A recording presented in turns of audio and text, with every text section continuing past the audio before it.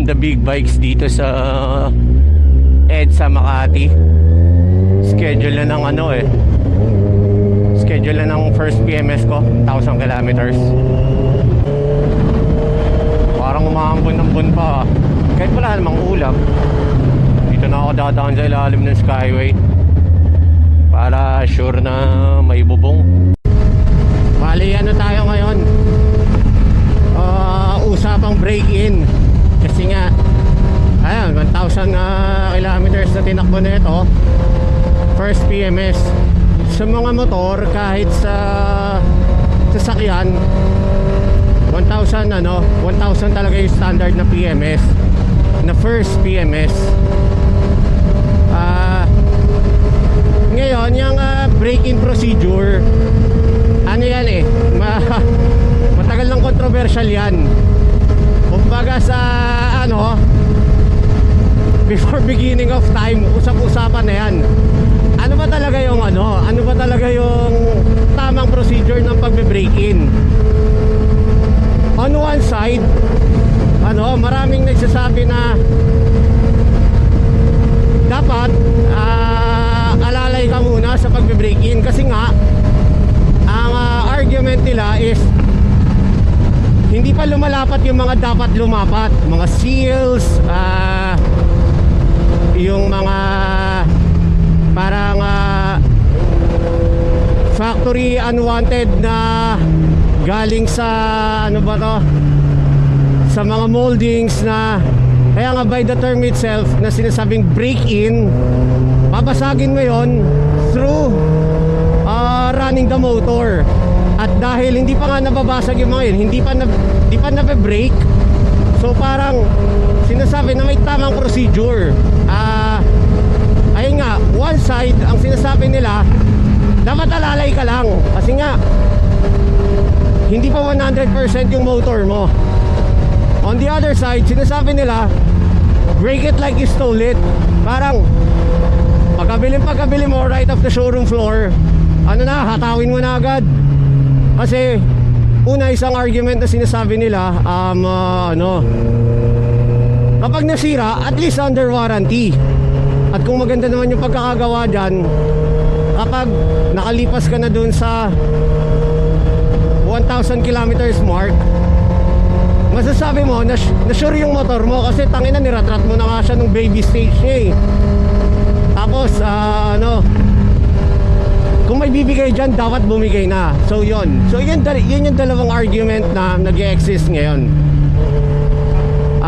Pero as for me, kung akong tatanungin nyo, paano ko ba binrake-in to? Ano ba yung maganda or tama? Well, the safe answer is sundin mo kung ano yung nasa manual ng motor mo.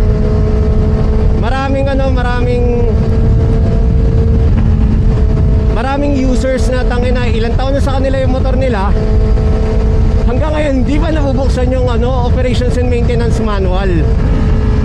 Tapos parang sinusunod lang nila kung ano yung tingin nilang reasonable. Well, siguro may mga may mga points sila, pero yung operations and maintenance manual, yan yung mga nag-design ng motor mo eh. So alam nila kung ano yung mga pinagdaanan yan. Parang, tsaka sino pa ba yung paniniwalaan mo? Yung random na tao sa internet? O yung mga taong nag-design talaga nyan? Kumbaga isinulat nila yan, black and white, pen and paper, at handa silang ilagay yung reputasyon ng kumpanya nila, magkademandahan man, dahil sigurado nila na yan yung tatagal yung motor mo, yung engine mo. So mabalik tayo, paano ko nga ba binrake-in tong CB? Sabi sa manual neto, wala namang kakaibang special procedure. Basta ang sabi lang, hindi ka dapat mag-i-stay sa isang rev range. Anong ibig sabihin nun? Halimbawa, usually nagpapaandar ka ng motor on sabihin nating efficient mode, mga 6 to 8,000. Hindi dapat ganon. Sabi nila dapat naglalaro ka, umabot ka ng 12, pinapapalo mo ng 12 yan, pinapaabot mo ng 2. Dapat dapat lahat ng rev range lalaruin mo kasi para sa kanila, dapat may experience ng motor mo lahat ng levels ng stress sa pagka-braking niya. Pumunta tayo doon sa sinasabi mo lang na efficient mo, 6 to 8,000 lang. For the first 1,000 kilometers, doon lang magbe-behave yung metal parts inside the motor mo. At by the end of the break-in period mo, hindi niya na-experience lahat ng stress all over the rev range. So yun, doon ko siya binrake in, parang minsan hataw, minsan hindi, minsan operating. So ayun, tapos may iba na nagsasabi na huwag mo dadalahin ng 12K. Well, anong argument mo? Pero sabi nga nila, dapat hindi mo pinapagod dahil baby pa nga yan. Well, sige, okay lang, motor mo yan eh, yun yung pinaniniwalaan mo eh. Pero mas maniniwala ako sa mga taong nag-design nito. And I think yun yung reasonable. Halos lahat ng sasakyan ko na nabiling brand new, well, puro brand new naman binili ko. Yun yung sinusunod ko na operating procedure. I mean, break-in procedure. Kung ano yung nasa manual. Kung sinabi nila sa manual na huwag ko dadalahin ng 12,000 kilometers, hindi ko dadalahin. Yun yung sabi nila eh. At may mga manufacturers na ganun yung break-in procedure nila.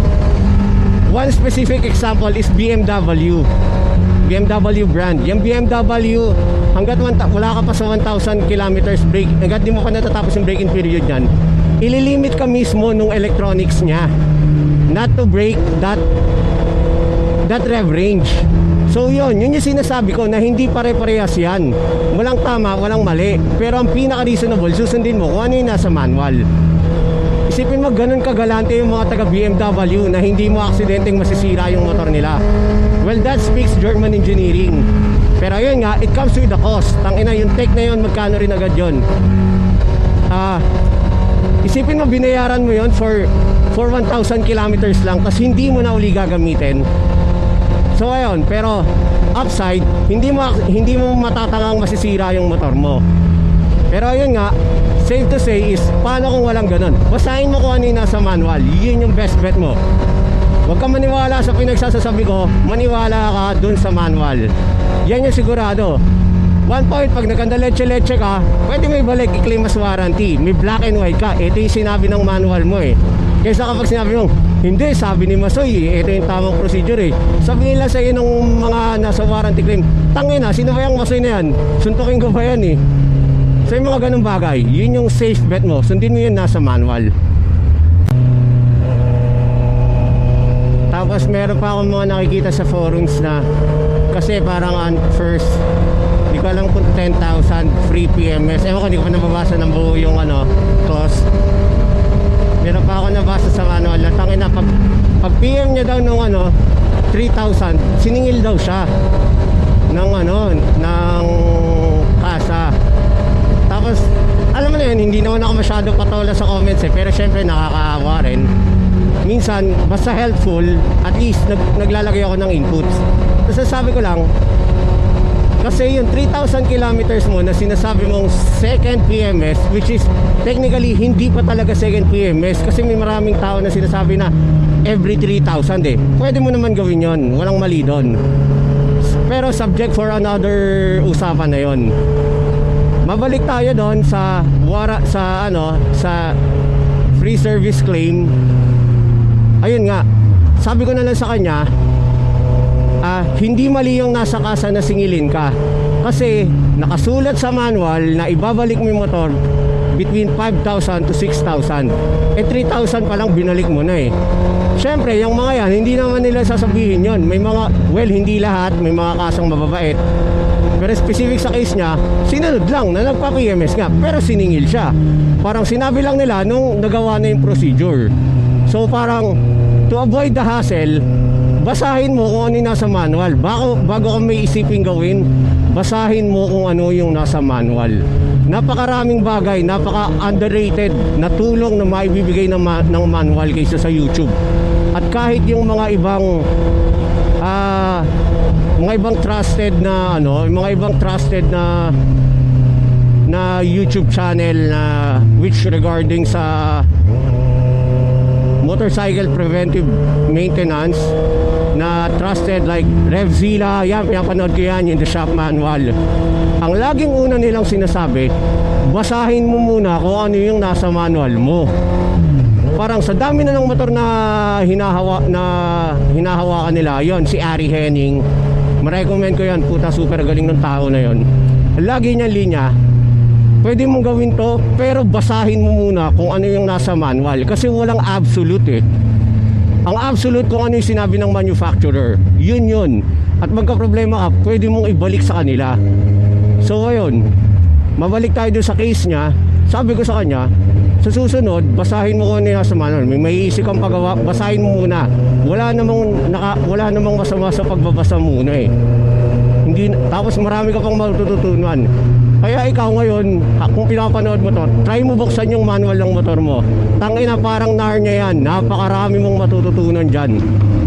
Yung mga akala mong pinaggagawa mo na mali, tama pala. Tsaka yung mga alam mong pinaggagawang tama, mali pala. Dito na rin ako sa Honda Big Bikes. Ano to eh, dito lang sa paglampas. Pag galing kang south, yung paglampas ng papuntang BGC. Tapos pagtapos ng dalawang gasolinahan, Petron, tsaka Phoenix, yun na, kanan. Kitang-kita naman, hindi naman mawawala. Pero stay ka na sa right. Tapos pasok natin sa loob.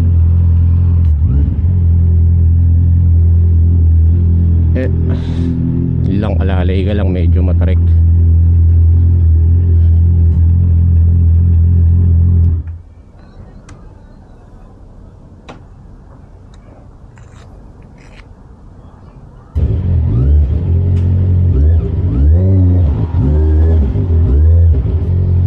Okay na, uwian na din. Bali, magkano ba binayaran ko? Parang 125 pesos lang. Ang daan ko na ngayon pa uwi, baybayin ko na lang tong EDSA. Tapos Skyway na siguro. Kaso putang ina, wala pa pala akong load. Tigil muna ako sa may Shell bago sumampa ng Skyway. Ang tanong, hindi ko alam status ng traffic ng EDSA on Saturday working day. Pero malamang marami niyang hindi na pumasok ng Sabado, kung may mga pasok ng Sabado, dahil sandwich eh. Medyo maluwag din naman pala yung flow ng traffic na Saturday ng hapon. Ewan ko lang mamaya pag rush hour. Pero mabilis lang eh, mula EDSA Makati hanggang dito sa interchange. Reasonable flowing is sasakyan. Kigil muna ako dito sa may Shell Magallanes. Load muna ako bago sumampa ng load muna ako RFID bago sumampa ng Skyway para tuloy-tuloy na mamaya. Yep. Okay na, may load na tayo. Sumpa na tayo dito sa Skyway. Hindi ko alam yung status ng traffic ngayon sa ilalim eh. Gusto ko na lang rin makauwi ng mabilis, kaya dito na ako sa Skyway. Sakto pa yung dulo nito, sakto na sa amin. So bawas na rin. Pagod. Pasok kuya. Tung na ako, di ba pala? Nakalimutan ko palang magpabili ng McDo kay nanay. Dito ko natatapos itong video. Uwian na rin naman eh.